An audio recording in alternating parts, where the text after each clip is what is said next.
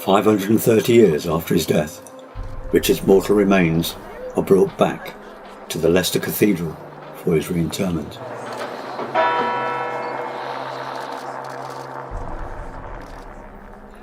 The funeral cortege, made up of the King's remains and a number of the people who were involved in locating Richard III, had slowly made its way from Fen Lane near Market Bosworth, where Richard is believed to have been killed.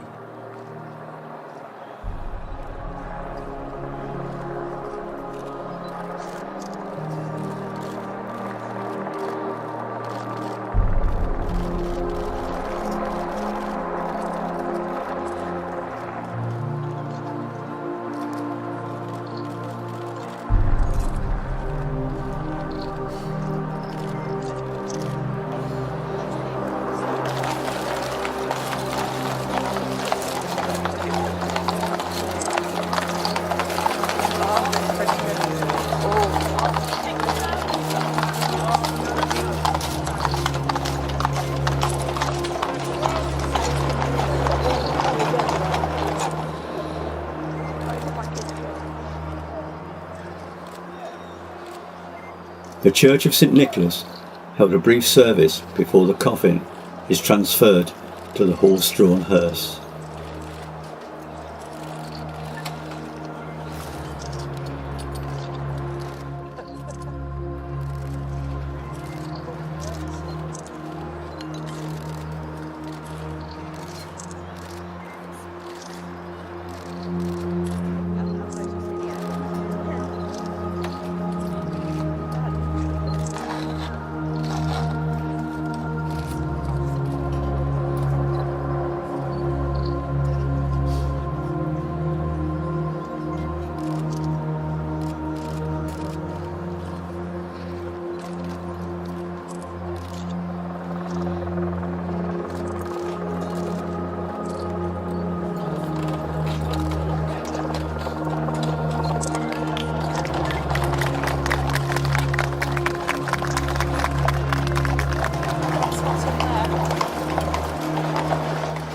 Thousands lined the streets through the city centre as the procession made its way to the cathedral.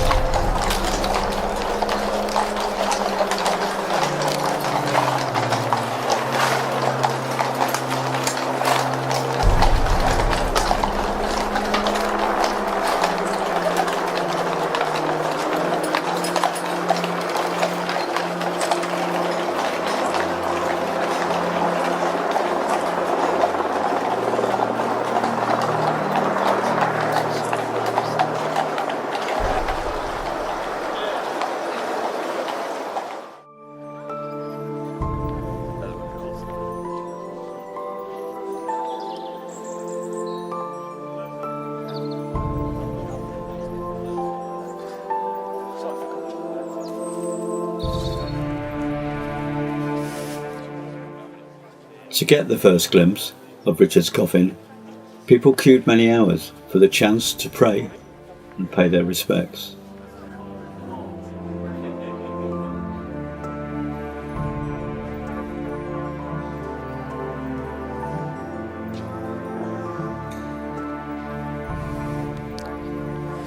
Is it the children that have done That's this? it, the children of all Leicestershire schools. Yeah, it's lovely, isn't it? Inspired by King Richard's prayer book, the Book of Hours. King Richard's embroidered funeral pall was created by Jackie Binns.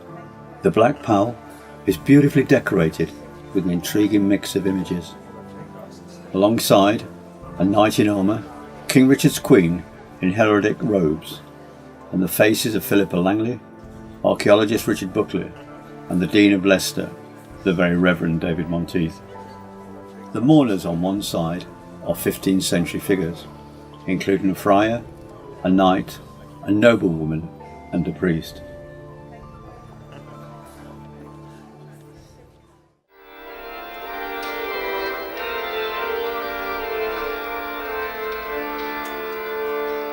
The service of re-interment, where the remains of the last Plantagenet King of England, was lowered into a specially created tomb in the choir of St Martin's Cathedral.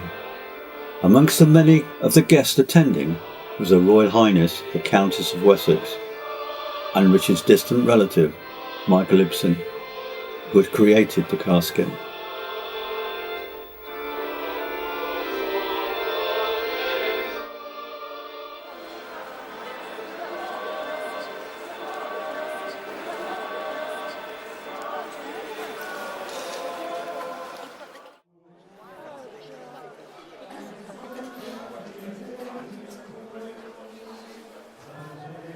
The crowd had waited many hours before entering the cathedral to see the reveal of the tomb.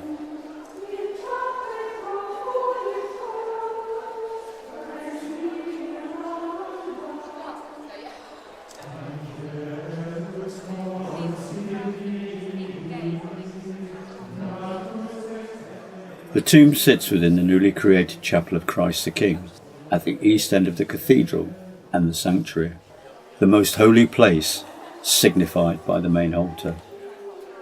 Made with Swaledale fossil stone, it was chosen not only because it will polish to a fine finish, but also the fossils within are long dead creatures now immortalised in stone. The tomb has been designed with a deep cut, allowing the light to shine through to help reflect on the key Christian themes as well as the story of Richard III.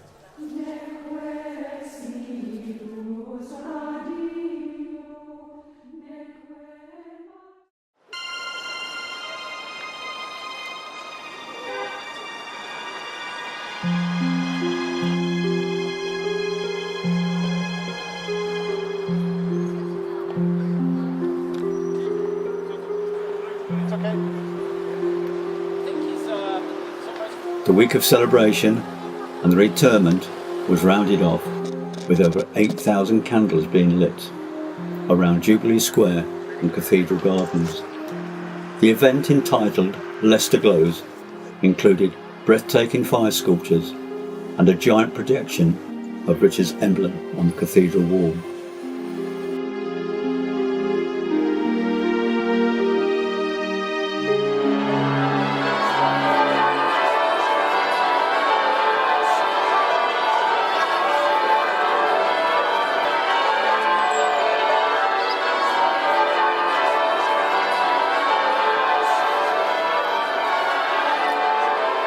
The week finished with a spectacular fireworks display from the roof of the cathedral, marking the end of one of the most incredible journeys Leicester had taken.